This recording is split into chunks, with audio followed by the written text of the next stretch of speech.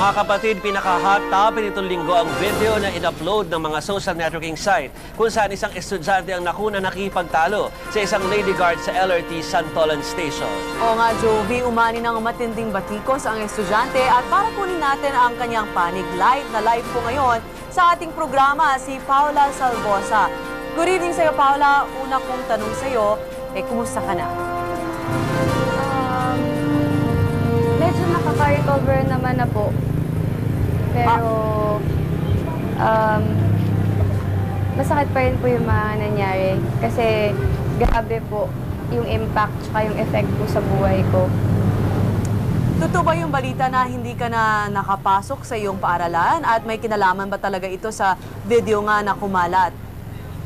Hindi po, I was advised and I preferred to not go to school muna kasi po mainit pa nga po. Natatakot po kasi akong sumakay ulit ng LRT baka po sakali. Baka po kasi may bumato or something. Baka po magalit yung mga tao, baka makilala po nila ako dahil dun sa video. Pero hindi po totoo na na-expel ako. Paula, in the spirit of fairness, dahil nakunan na namin ng pahayag yung naka-enkwentro mo na security guard, so bibigyan ka namin ng pagkakataon kung paano mo sasabihin sa amin yung talagang nangyari sa iyong bersyon nung araw na yon at yung mga nangyari before pa nakuhanan ng camera yung insidente. Yun nga po kaya nga po nagpa-interview ako sa inyo so that I get the chance to explain po talaga yung nangyari nung Tuesday bago mag 2 p.m. po. So, papasok po ako ng LRT station, merong x-ray machine, may guard po doon sa x-ray machine, tapos doon po pagpasok sa parang arc, meron din pong guard. Tapos, nakita ko po kasi yung guard doon sa may parang arc, nakita ko po siya na sumisenyas na pumasok. So, yung bag ko po kasi, maliit lang po siya. As in, parang pouch lang na sling bag, ganyan. So, pinubuksan ko na. Tapos, papasok ko. Narinig ko yung lady guard dun sa may x-ray machine. Sabi niya, "Miss, pakalagay yung bag mo sa machine." Ganun po yung tono. So, parang ako, inaamin ko naman po, sumigaw din ako. Sabi ko, "What's your problem?" Sabi ko, "You don't have to shout at me," ganyan. Tapos, nilagay ko rin naman po yung bag ko. Ito na yung bag ko, ganyan. Tapos, pagkalagay ko po ng bag ko, pumunta ako sa kabilang end ng machine para kunin na nga po yung bag. Doon na po niya ako sinundan, doon na po niya ako ginrab. Ang sabi niya sa akin, "Anong problema mo?" Or, "Miss, anong problema mo?" Parang ako, "You are my problem." Tapos, yun nga po, doon niya ako ginrab. After niya pala akong sabihan na, "Miss, anong problema mo?" Sinundan niya ako. Tapos, nandun ako sa end ng machine, kinukuha ko po yung bag ko. Bigla na po niya akong ginrab. Pumunta daw po kami sa office nila. Pagkatapos po niya sabihin yun, bumalik siya dun sa pwesto niya talaga. Sinundan ko po siya. Sabi ko, "Tara, let's go to your office. Let's go to your office." Tapos hinawakan ko po siya. Sabi ko, "Diba this is what you did to me?"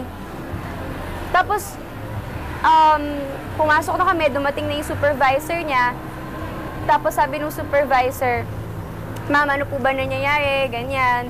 Tapos, nung nandun na yung supervisor, yung lady guard po, biglang maamo na po yung mukha niya. Tapos sabi niya sa akin, "Ma'am, hindi ko po kayo sinisigawan. Ma'am, hindi ko po kayo hinablot." Doon po ako lalong nagalit kasi sabi ko, yun na, doon na po yung lumabas yung, "So you're making me look like I'm a liar," ganyan-ganyan. Tapos, sabi niya po, "Hindi ko po kayo sinigawan," ganyan-ganyan. Sabi ko, now I'm the bad person and ikaw yung kawawa dito sa sitwasyon na to." Tapos ang sabi po nung supervisor niya, and I quote, "Magsusorry ka o tatanggalin ka." So nagsusorry po siya, pero nagsusorry siya na parang sarcastic po. Sabi niya, "O di sorry na lang po, o di sorry po," ganun. So parang doon ko sinasabi na nakita din po talaga sa video na you're apologizing to me? Is that how you say sorry? You're apologizing to me in that manner, ganyan-ganyan. Tapos, habang nagsasalita po ako, hindi po nakikita sa video. Yun po kasi yung gusto kong i-clarify talaga. Nakita lang po sa video, yung facial expression ko, na galit ako, pero hindi po nakita ng buong Pilipinas, ng lahat ng tao, pati sa ibang parte ng mundo, na yung lady guard, habang kausap ko siya, ngumingiting aso po siya sa akin. Tapos kung paano po siya mag-sorry sa akin. Na yun nga po yung nagagalit ako kasi bakit ngayon ang lumalumanay mo nagsalata? Tapos doon na po, nag-freak out na ako, ganyan. Inaamin ko naman po talaga na sabi ko sa kanya, I'm really pissed, sorry. De Paula, meron din kasi mga kumakalat, ito narinig natin doon sa social networking sites na yung version na sinasabi na ang hinihiling mo sa kanya ay lumuhod para mag-sorry sa'yo. Yun So ang maaari sabi ba ng Lady namin, Guard. sabi ng Lady Guard, so we want you to give us your, yung version mo na kung totoo ba to o hindi. Ayun po, gusto ko pong linawin yun. Kasi parang sino ba naman po ako para magpaluhod ng tao, 'di ba? Parang mukha lang po kung yagit dun sa LRT, tas magpapaluhod ako ng tao. Ang sabi ko po sa kanya, inaamin ko naman po, sabi ko, I want you to apologize to me in front of everybody doon sa LRT. But never ko pong sinabi na lumuhod siya sa harapan ko. At never ko rin po siyang siniko. Ako po yung nagkaroon ng bruise and I can prove it to you. Meron pa pong bruise mark dun sa after niya po kong hablutin. Pero never ko po siyang siniko. Miss, sir, I'm only 84 pounds. Pag siniko ko siya, baka parang tinapik ko lang po siya. Okay, Paula, kilala mo ba kung sino ang nag-upload at may legal na hakbang ka ba laban sa nag-upload ng video? Kasi, syempre, ito talaga ang legal question natin dahil yung ginawa rin nung nag-upload ay hindi rin tama. At pati dun sa mga nag-share at nagpakalat ng video. Opo, nakita ko po nung Wednesday na po ata ng madaling araw na in-upload nga po ni Gregory, hindi ko po maalala, Llamoso or something. Parang yun nga po, siya po yung nag-upload ng video. Tapos, alam ko po, ni-request pa siya to put it down, to put the video down. Pero ang sabi niya po, hindi niya po ilalabas sa media, pero hindi niya po tatanggalin yung video. Sabi niya po, na-irita lang ata siya dahil narinig niya ako nag-i-English sa Santolan Station, na nag-freak out ako, nagsisigaw ako. Kaya daw niya po in-upload yung video. I mean, kung hindi niya po gustong mag-cause ng harm sa akin, sa buhay ko, bakit niya i-upload yung isang video na kulang-kulang naman po in the first place? Paula, linawin ko lang yung itong mga huli mong mensahe, no? O yung huli mong mga statement. Sino yung tao na lumapit doon sa nag-upload o nakipag-usap via internet sa kanya? Ikaw ba o parte ng circle mo? Sorry po, hindi ko po narinig. Paula, yung bang nakipag-communicate doon sa nag-upload ng video, ikaw ba yan o yung mga tao lang sa paligid mo? From my school po, actually student council. Pero hindi po ako kasi wala po akong contact. And nung nangyari po yun, diba Tuesday, Wednesday morning, until kahapon lang po, I shut down everything. My Facebook, my Twitter. Kasi aminin ko po, sobrang traumatic po talaga. Hindi ko alam. Alam niyo po yung feeling na makikita niyo na lang po yung sarili niyo sa internet. Hindi ko po talaga... Paula, kaya namin tinatanong sa iyo yun, dahil nga mukhang meron kasing mga experts at mga legal personalities na nagsasabi na pwedeng habulin doon sa puntong yon yung nag-upload. Kasi sa inyong mga mensahe kayo na sinasabi mo na parang may pumipigil sa kanya o may nagsabi sa kanya na tanggalin niya na yung pagkaka-upload, pero hindi niya pa rin ginawa. So, ang tanong na lang namin sa iyo ay kung ano yung magiging move mo. Meron ba legal move kang gagawin para nga harapin itong nag-upload na yan? Yun nga po kaya po lumapit ako din, lumapit po ako sa inyo. Nung hinihingi nyo na po yung side ko, na magsalita na nga po, ginrab ko na po talaga yung chance para finally masabi po sa lahat ng tao. At gusto ko rin humingi ng tulong dahil dun sa ginawa ng vlogger na nag-research po kasi talaga ako. Okay. Sabi po na parang if someone published anything against another person, may it be true or right, Or may it be true or false, libel po talaga siya. Oo, so may kinoconsult ka bang lawyer sa puntong ito? Wala po. Pero may bala ka magsampa ng kaso sa nag-upload ng video? Kung may tutulong po sa akin, opo. Okay. Gusto ko po talaga.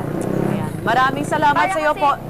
Yes, Paula. Go ahead. Para po kasi Grace. maging lesson na rin po to dun sa mga irresponsible vloggers, irresponsible na nag-upload ng videos, Siya na lang. na hindi porket nakakita kayo ng isang video, nairita kayo, or nakakatawa, or nagalit kayo dun sa sa ginawang act nung isang tao, i-upload nyo na without uploading what happened prior to what was taken dun po sa video.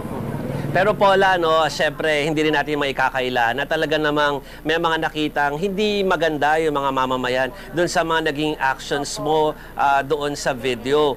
So siguro ito yung pagkakataon para siguro ipaliwanag mo sa kanila kung were you having a very bad day at biglang nangyari yan? O kaya ay meron ka bang pinagsisisihan na nagkaroon ka ng ganong mga actuations? Inaamin ko naman po and pinagsisisihan ko naman po na ganun yung inasal ko in public. Alam ko naman pong mali, hindi ko naman po talaga i-deny yun. Ganun po akong klase ng tao. Pag alam kong mali po ako, aaminin ko po. Pero kapag alam ko po na nasa tama rin ako, ipaglalaban ko rin naman po yun. Pasensya na kung na ganun po yung naging asal ko, na nagwala ako in public, ganyan. Pero na-trigger lang naman po talaga ako dahil nasaktan po ako nung Lady Guard. Tapos, pero I don't think naman po I deserve all of this, na umabot pa po trending worldwide, na binabash nila ako on Twitter, on Facebook, hindi naman po ako nanakit ng tao, hindi naman po ako nagmura dun sa video, galit na galit lang po talaga ako, inaamin ko naman yun. Pero wala po akong sinaktan, wala po akong minura. Sana naman po, maging open-minded tayo. Kasi ako, aminado ako, nakakakita ako ng mga video sa ganyan. Pero hindi ako basta-basta nag-iwan ng comment. Okay, Paula, alam mo, po. nagpapasalamat kami sa iyo sa yung tiwala na binigay mo sa amin. At syempre, gusto rin naming makatulong sa iyo dahil sinabi mo nga na kung may makakatulong sa iyo, gusto mo nga magsampa ng kaso. Siguro pwede natin i-refer siya sa mga ibang abogado na gusto magbigay ng services para sa kanya. na taga TV5. The same way na pati yung ating Lady Guard, kung kailangan din niya ng assistance, we'll give it to her. Oo. On Ano that, pala, last thing sana, on that note, Paula, yes? yun po, gusto ko lang po sana din na sana yung vlogger and yung Lady Guards lumabas po din sila, nakaharap ako. Kasi gusto ko lang po talagang lumabas yung totoo. Hindi po ako humahanap ng kakampi sa akin or kung ano man. Gusto ko lang po talagang lumabas yung totoo. Okay. Kaya sana lumabas sila kasama ako sa isang interview. Handa po ako. Kahit magpa-lie detector test pa kaming tatlo. Alright. On that note, Paula, maraming salamat sa iyo at nagtiwala ka sa amin dito sa News 5 para sa iyong panig ng istorya. Apo. Maraming salamat din po. Okay, ano tayo ng konti, ano? Mag-iba naman tayo mula doon at bibigyan natin ng follow-up report tungkol dyan. Yes. Ang ating mga kapatid na sa musunod na edition ng ating mga newscast, pati yung mga weekend news namin. Lalo sinabi niya ito ko sa PASA, we'll try to look into that.